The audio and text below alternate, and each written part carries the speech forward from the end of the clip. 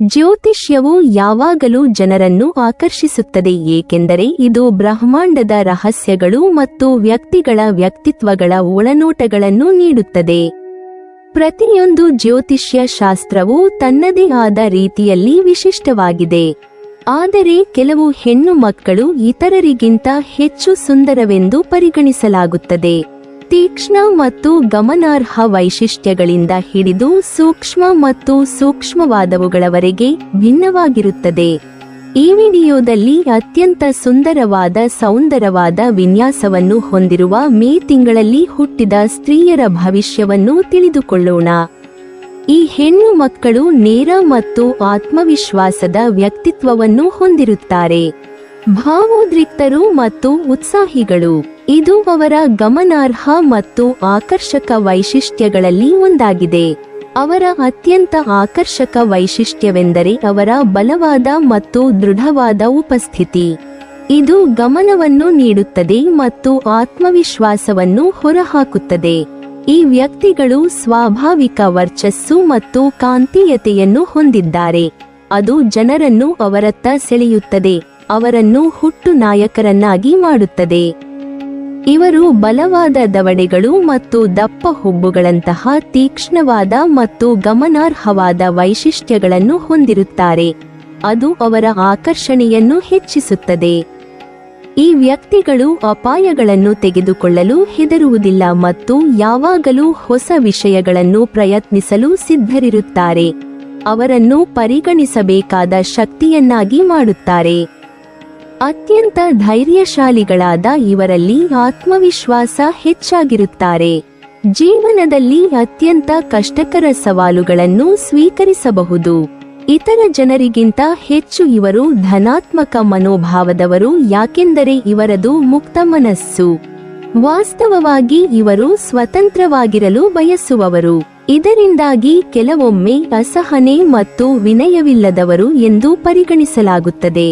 ಪ್ರಾಮಾಣಿಕರು, ಸತ್ಯ ನುಡಿಯುವವರು, ನ್ಯಾಯೋಚಿತ, ಉದಾರತೆ, ದೂರದೃಷ್ಟಿ, ದಾರ್ಶನಿಕರು, ವಿಶ್ವಾಸಾರ್ಹತೆ.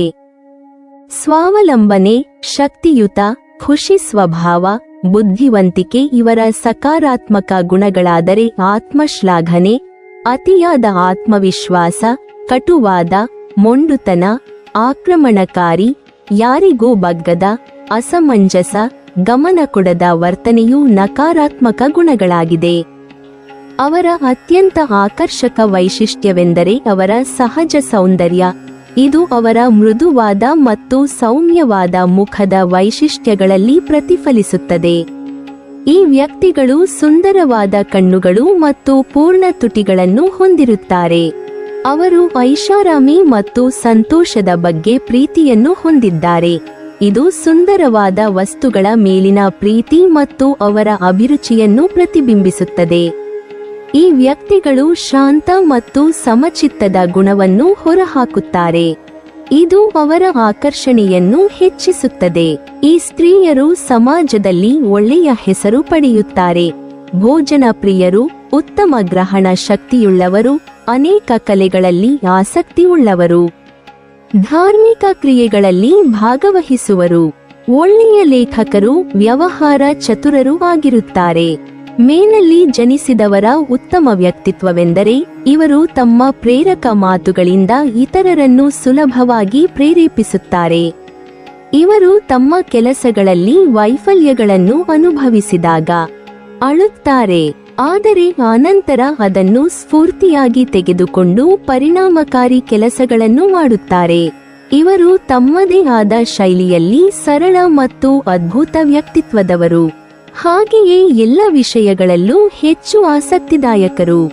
ಕನಸುಗಳನ್ನು ಸಾಕಾರಗೊಳಿಸುವ ದೃಷ್ಟಿಯಿಂದ ತಮ್ಮನ್ನೇ ಸಮರ್ಪಣೆಗೊಳಿಸಿಕೊಳ್ಳುತ್ತಾರೆ.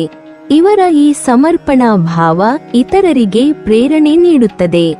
ಸಾರ್ವಕಾಲಿಕ ಕೆಲಸ ಮಾಡುವುದು ನಮಗೆ ಕಾಣದಿದ್ದರು ಪ್ರತಿ ಕಾರ್ಯ ಮಾಡುವಲ್ಲಿ ಸಾಕಷ್ಟು ಶ್ರಮಿಸುತ್ತಾರೆ. ಒಮ್ಮೆ ಇವರು ತಮ್ಮ ಮನಸ್ಸಿನಲ್ಲಿ ಏನನ್ನಾದರೂ ನಿರ್ಣಯಿಸಿದರೆ ಹಿಂದೆ ಸರಿಯುವ ಮಾತೇ ಇಲ್ಲ. ಇವರಿಗಿರುವ ಅಲ್ಪ ಸಮಯದಲ್ಲೇ ಕಠಿಣ ಪರಿಶ್ರಮದಿಂದ ಕೆಲಸವನ್ನು ಪೂರ್ಣಗೊಳಿಸುತ್ತಾರೆ. ಇವರು ತಮ್ಮ ಕನಸುಗಳನ್ನು ಸಾಕಾರಗೊಳಿಸುವ ದೃಷ್ಟಿಯಿಂದ ತಮ್ಮನ್ನೇ ಸಮರ್ಪಣೆಗೊಳಿಸಿಕೊಳ್ಳುತ್ತಾರೆ. ಇವರ ಈ ಸಮರ್ಪಣಾ ಭಾವ ಇತರರಿಗೆ ಪ್ರೇರಣೆ ನೀಡುತ್ತದೆ. ಅವರು ಎಲ್ಲಿದ್ದರೂ ಖುಷಿಯಾಗಿರುತ್ತಾರೆ. ಯಾವುದೇ ಸಮಾರಂಭದಲ್ಲಿಯೂ ಅವರೇ ಆಕರ್ಷಣೆಯ ಕೇಂದ್ರಬಿಂದುವಾಗಿರುತ್ತಾರೆ. ಯಾವುದೇ ನಿರ್ಧಾರವನ್ನು ತೆಗೆದುಕೊಳ್ಳುವಾಗ ಅವರು ತಮ್ಮ ಹೃದಯದ ಮಾತನ್ನು ಮಾತ್ರ ಕೇಳುತ್ತಾರೆ. ಅವರು ಸ್ವಭಾವತಃ ಮಹತ್ವಾಕಾಂಕ್ಷೆಯುಳ್ಳವರು ಮತ್ತು ಅವರು ಕನಸುಗಳ ಜಗತ್ತಿನಲ್ಲಿ ಬದುಕಲು ಇಷ್ಟಪಡುತ್ತಾರೆ. ಯಾರೊಬ್ಬರ ಒತ್ತಡಕ್ಕೆ ಮಣಿದು ಕೆಲಸ ಮಾಡಲು ಇಷ್ಟಪಡುವುದಿಲ್ಲ. ಅದ್ಭುತವಾದ ಕಲ್ಪನೆಯನ್ನು ಹೊಂದಿರುತ್ತಾರೆ. ಆದಾಗ್ಯೂ ಈ ತಿಂಗಳ ಜನರು ಇತರರ ಬಗ್ಗೆ ಅಸೂಯೆ ಭಾವನೆ ಹೊಂದಿರುತ್ತಾರೆ. ಇದರೊಂದಿಗೆ ಈ ಜನರು ತೀಕ್ಷ್ಣ ಮನಸ್ಸಿನವರು. ಈ ತಿಂಗಳಲ್ಲಿ ಜನಿಸಿದ ಮಹಿಳೆಯರು ತುಂಬಾ ಪ್ರಭಾವಶಾಲಿಯಾಗಿರುತ್ತಾರೆ. ಪ್ರೀತಿಯ ವಿಷಯದಲ್ಲಿ ಬಹಳ ರೊಮ್ಯಾಂಟಿಕ್ ಆಗಿರುತ್ತಾರೆ. ಜ್ಯೋತಿಷ್ಯದ ಆಧಾರದ ಮೇಲೆ ಮೇ ತಿಂಗಳಲ್ಲಿ ಜನಿಸಿದ ಜನರು ಶುಕ್ರ ಗ್ರಹದಿಂದ ಹೆಚ್ಚು ಪ್ರಭಾವಿತರಾಗುತ್ತಾರೆ. ಜ್ಯೋತಿಷ್ಯದ ಪ್ರಕಾರ ಪ್ರೇಮ ಜೀವನವನ್ನು ಶುಕ್ರ ಗ್ರಹವು ನಿಯಂತ್ರಿಸುತ್ತದೆ. ಮೇ ತಿಂಗಳಲ್ಲಿ ಜನಿಸಿದ ಜನರು ವಿರುದ್ಧ ಲಿಂಗಕ್ಕೆ ಹೆಚ್ಚು ಆಕರ್ಷಿತರಾಗುವುದಿಲ್ಲ ಎಂದು ಹೇಳಲಾಗುತ್ತದೆ. ಕಲೆ ಮತ್ತು ಸಾಹಿತ್ಯ ವಿಷಯಗಳಲ್ಲಿ ಆಸಕ್ತಿ ಹೊಂದಿರುತ್ತಾರೆ ಎಂದು ಹೇಳಲಾಗುತ್ತದೆ. ಇದರೊಂದಿಗೆ ಚಿತ್ರಕಲೆ, ನೃತ್ಯ, ಹಾಡುಗಾರಿಕೆಯಲ್ಲೂ ಒಲವು ಹೊಂದಿರುತ್ತಾರೆ. ಈ ತಿಂಗಳಲ್ಲಿ ಹುಟ್ಟಿದವರಿಗೆ ಸಿನಿಮಾದಲ್ಲಿ ವಿಶೇಷ ಆಸಕ್ತಿ ಇರುತ್ತದೆ. ಅದೇ ಸಮಯದಲ್ಲಿ ಜನರು ನಾಟಕ, ಕಲೆ ಮತ್ತು ಆಸ್ತಿಯಲ್ಲಿ ವಿಶೇಷ ಆಸಕ್ತಿಯನ್ನು ಹೊಂದಿರುತ್ತಾರೆ. ಈ ತಿಂಗಳಲ್ಲಿ ಜನಿಸಿದವರು ಹೆಚ್ಚಾಗಿ ಕೋಪಗೊಳ್ಳುತ್ತಾರೆ. ಇವರು ಅವಮಾನಿತರಾದಾಗ ಖಂಡಿತ ಸುಮ್ಮನೆ ಇರುವುದಿಲ್ಲ. ಇವರನ್ನು ಅವಮಾನಿಸುವವರಿಗೆ ಸರಿಯಾದ ಉತ್ತರವನ್ನು ಕೊಡುವುದು ಇವರ ವ್ಯಕ್ತಿತ್ವ. ಕೆಲವೊಮ್ಮೆ ಈ ಜನರು ಕೋಪದಲ್ಲಿ ತಪ್ಪು ನಿರ್ಧಾರಗಳನ್ನು ತೆಗೆದುಕೊಳ್ಳುತ್ತಾರೆ. ಈ ವರ್ತನೆಯು ಅನೇಕ ಬಾರಿ ಅವರ ಪ್ರಗತಿಗೆ ಅಡ್ಡಿಯಾಗುತ್ತದೆ. ಜೀವನದಲ್ಲಿ ಯಶಸ್ಸನ್ನು ಪಡೆಯಲು ಈ ಜನರು ತಮ್ಮ ಜೀವನದ ನಕಾರಾತ್ಮಕ ಅಂಶಗಳ ಮೇಲೆ ಕೆಲಸ ಮಾಡಬೇಕು. ಇವರು ಎಂದಿಗೂ ಸಾರ್ವಜನಿಕವಾಗಿ ಅಳುವುದಿಲ್ಲ. ಇವರಿಗೆ ಕಣ್ಣೀರನ್ನು ಯಾವಾಗ ಎಲ್ಲಿ ಮರೆಮಾಡಬೇಕೆಂದು ತಿಳಿದಿದೆ. ಇವರು ಒಮ್ಮೊಮ್ಮೆ ರಾತ್ರಿಯಲ್ಲಿ ರಹಸ್ಯವಾಗಿ ಅಳುತ್ತಾರೆ. ಇವರು ವಿಷಯಗಳನ್ನು ನೇರವಾಗಿ ಹೃದಯಕ್ಕೆ ತೆಗೆದುಕೊಳ್ಳುವುದರಿಂದ ಕಷ್ಟವನ್ನು ಅನುಭವಿಸುವಂತಾಗುತ್ತದೆ. ಇವರು ಅವಮಾನಿತರಾದಾಗ ಖಂಡಿತ ಸುಮ್ಮನೆ ಇರುವುದಿಲ್ಲ. ಇವರನ್ನು ಅವಮಾನಿಸುವವರಿಗೆ ಸರಿಯಾದ ಉತ್ತರವನ್ನು ಕೊಡುವುದು ಇವರ ವ್ಯಕ್ತಿತ್ವ. ಆದರೂ ಇವರ ಕೋಪಕ್ಕೆ ಹೆಚ್ಚು ಸಮಯ ಇರುವುದಿಲ್ಲ. ನಿಮ್ಮ ಹೃದಯದೊಳಗೆ ಅತ್ಯಂತ ಮೃದುವಾಗಿರುತ್ತೀರಿ. ನೋವಾದಾಗ ಅದನ್ನು ಸಹಿಸಲಾರದೆ ಅಳು ಉಕ್ಕಿ ಬಂದರೆ ಅಥವಾ ಸಂತೋಷದ ಸಂದರ್ಭದಲ್ಲಿಯೂ ಕಣ್ಣೀರು ಹರಿದರೆ ನೀವು ಅತ್ಯಂತ ಮೃದು ಸ್ವಭಾವದವರು ಎಂದು ಕಂಡುಹಿಡಿಯಬಹುದು. ನಿಮ್ಮ ಜಾತಕವು ವಿಭಿನ್ನವಾಗಿದ್ದರೂ ನಿಜವಾಗಿಯೂ ಅಂತರಂಗದಲ್ಲಿ ನೀವು ಎಷ್ಟು ಸೂಕ್ಷ್ಮ ಎನ್ನುವುದನ್ನು ಕಾಣಬಹುದು. ಯಾವುದಕ್ಕೂ ತಲೆಕೆಡಿಸಿಕೊಳ್ಳುವುದಿಲ್ಲವೆಂದು ಅಂದುಕೊಂಡಿರಬಹುದು. ಆದರೆ ಇವರು ಎಷ್ಟು ಮೃದು ಮನಸ್ಸಿನವರು ಎನ್ನುವುದು ಎಲ್ಲರಿಗೂ ತಿಳಿದಿರುತ್ತದೆ. ಸಹಾನುಭೂತಿಯನ್ನು ಹೊಂದಿರುವ ಇವರು ಯಾರಿಗಾದರೂ ಸಹಾಯ ಬೇಕೆಂದರೆ ಏನು ಬೇಕಾದರೂ ಮಾಡಲು ಸಿದ್ಧರಿರುತ್ತಾರೆ. ಜೀವನೋಪಾಯಕ್ಕಾಗಿ ಕಷ್ಟಪಟ್ಟು ಕೆಲಸ ಮಾಡುತ್ತಾರೆ. ಅವರು ಐಷಾರಾಮಿ ಜೀವನದಲ್ಲಿ ತಮ್ಮನ್ನು ತಾವು ತೊಡಗಿಸಿಕೊಳ್ಳಲು ಇಷ್ಟಪಡುತ್ತಾರೆ. ಅವರು ಖಂಡಿತವಾಗಿಯೂ ಭೌತಿಕ ಸೌಕರ್ಯಗಳನ್ನು ಇಷ್ಟಪಡುತ್ತಾರೆ ಮತ್ತು ತಮ್ಮ ಹೃದಯದ ತೃಪ್ತಿಗಾಗಿ ತಿನ್ನುತ್ತಾರೆ, ಕುಡಿಯುತ್ತಾರೆ. ಅವರು ಸ್ವಲ್ಪ ಮಟ್ಟಿಗೆ ಭೌತಿಕ ಸುಖವನ್ನು ಬಯಸುವವರು ಮತ್ತು ಭವ್ಯವಾದ ಉಡುಗೊರೆಗಳನ್ನು ಮತ್ತು ಐಹಿಕ ಸಂತೋಷಗಳನ್ನು ಪಡೆದುಕೊಳ್ಳಲು ಕೂಡ ಇಷ್ಟಪಡುತ್ತಾರೆ. ಇವರು ಅಂಗೈಯಲ್ಲೇ ಹೃದಯವನ್ನಿಟ್ಟುಕೊಂಡವರು. ಆದರೆ ಅವರ ಒಳಗಿರುವ ಭಾವನೆಗಳಿಗೆ ಮಿತಿಯಿಲ್ಲ. ಇದರಿಂದಾಗಿ ಇವರು ಕೆಲವೊಮ್ಮೆ ಅತಿ ಭಾವನಾತ್ಮಕವಾಗಿ ಅಥವಾ ಮೋಡಿಯಾಗಿ ಕಾಣಿಸಬಹುದು. ಇವರ ಮನಸ್ಥಿತಿ ಅತಿ ಭಾವುಕತೆಯು ಅನುಕೂಲಗಳು ಮತ್ತು ಅನಾನುಕೂಲಗಳನ್ನು ಹೊಂದಿದೆ. ಒಂದೆಡೆ ಇವರು ಪೋಷಣೆ, ಸಹಾನುಭೂತಿ ಮತ್ತು ಅರ್ಥಗರ್ಭಿತವಾಗಿದ್ದರೆ ಮತ್ತೊಂದೆಡೆ ಒಳ್ಳೆಯ ಅಥವಾ ಕೆಟ್ಟ ಸಂಗತಿಗಳು ಅವರನ್ನು ದುರ್ಬಲಗೊಳಿಸಬಹುದು. ಇವರನ್ನು ಅತಿ ಭಾವುಕರೆಂದು ಕರೆಯಬಹುದು. ಇವರು ಹಠಮಾರಿ ಮತ್ತು ತಮ್ಮ ಸಂಬಂಧಗಳ ಮೇಲೆ ಸ್ವಾಮ್ಯವನ್ನು ಹೊಂದಿರುತ್ತಾರೆ.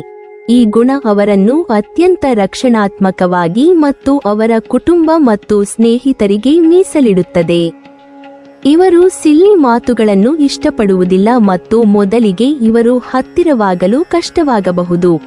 ಆದರೆ ಒಮ್ಮೆ ನೀವು ಅವರನ್ನು ಅರ್ಥ ಮಾಡಿಕೊಂಡರೆ ಅವರು ಜೀವಮಾನದವರೆಗೂ ನಿಮ್ಮ ಸ್ನೇಹಿತರಾಗುತ್ತಾರೆ.